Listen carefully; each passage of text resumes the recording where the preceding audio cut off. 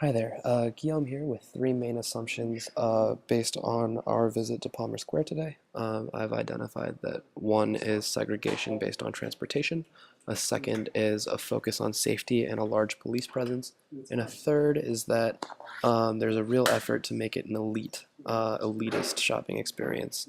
And we'll see how those all tie together and a solution to those. But we'll start with our first assumption here, and if you notice at the bottom left of your screen, there are some cars. Cars are a very expensive way to get around the city. And that parking garage is where your most high income, most disposable income type of shoppers are going to show up. So the question now becomes, what kind of stores are we going to put next to them if we're going to assume that that's where the rich people are? Well, very expensive ones. We're going to put boutiques.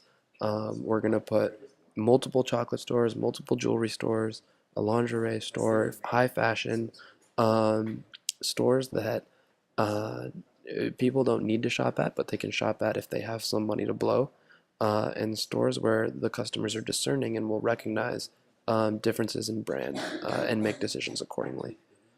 Um, and so we'll notice that then at the top, it looks like our video might be cut off here, but there we would see public transportation. And public transportation is generally where your lower income people are going to be waiting for the bus. And you can see that if you walk by Nassau Street, that it's not affluent, well-dressed people.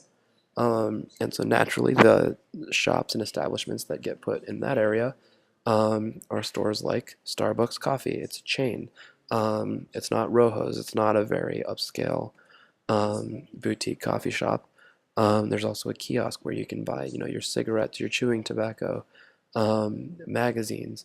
Tabloids are very commonly associated with lower income, lower education status people, and so those are the establishments that are there to cater to um, that kind of population. And one major assumption is that these are two different categories of people that there's a conscious effort that's been made not to mix them. Now let's move on to the second assumption. And this assumption is very much more associated with having a high police presence. And if you walk around Palmer Square, you'll notice that for such a peaceful and kind of sedentary and quiet area, there are cops everywhere. And we're very close to Trenton. And the implication here is that the shoppers and the store owners and the managers of Palmer Square and of the Princeton University community have a feeling that we have something to lose and therefore something to protect. So granted, this is really a statement on broader society that there's a very definite class of haves versus have-nots who the haves are trying to protect what they have.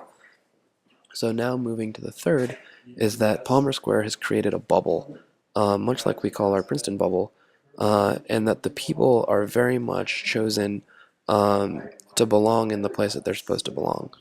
And so up by the kiosk again, that's where you see your kind of lower income people.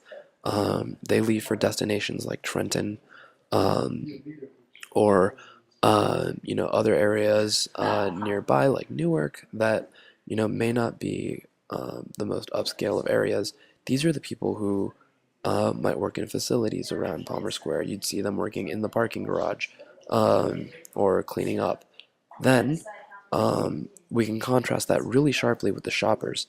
The shoppers are generally Caucasian. They're generally very well dressed. They get out of nice cars and they shop in nice stores. It's people of high education levels. Um, and even the people who work in the offices above Palmer Square or who travel here for business and are staying in Nassau Inn would fall into this category of people. And that's the sharpest contrast. And so next the question becomes, well, what do the people in the stores look like?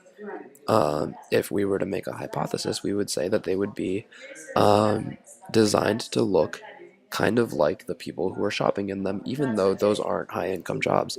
And lo and behold, if we look inside Palmer Square, we can see that the people working the stores generally look a lot more like their customers than like the people who maintain the stores. And so the final question is, how can we find a solution that cuts to the whole, to the core rather, of all of these elitist assumptions and really leads to change. And the solution is to break down the model of elitism and the assumption that Palmer Square is somehow better or cleaner or isolated from the rest of the world. And one way to do that would be to break up that block on the left of stores that are very superfluous and very expensive and replace it with a store like a CVS. One might also imagine a Burger King, or a Kroger, some grocery store, maybe a market. Um, a lot of um, a lot of stores would work here, but the two main factors are that it has to be cheap and it has to be something that people need to go to, because if it's a necessity, it'll bring people into Palmer Square as a place that they live rather than as a place that they go just to have a little bit of time on an elitist shopping playground. I believe that would be a solution to three of these assumptions.